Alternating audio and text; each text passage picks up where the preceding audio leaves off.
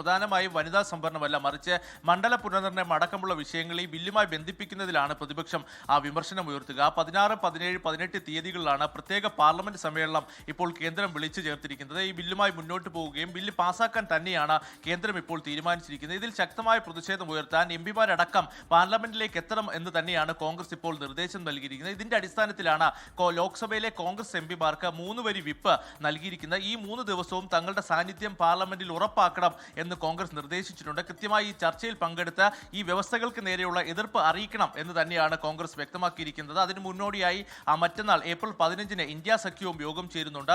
പാർലമെന്റിൽ സ്വീകരിക്കേണ്ട നിലപാടുകൾ ഇന്ത്യ സഖ്യത്തിലെ പ്രതിപക്ഷ പാർട്ടി നേതാക്കൾ ഒന്നടങ്കം ചർച്ച ചെയ്ത് തീരുമാനിക്കും. ഇതിന് പിന്നോടിയായി ഏപ്രിൽ 16-ന് പാർലമെന്ററി പാർട്ടി നേതാക്കളും യോഗം ചേരും. കാരണം 2023-ൽ ഒറ്റക്കെട്ടായി പ്രതിപക്ഷം പാസാക്കിയതാണ് വനിതാ സംവരണ ബിൽ.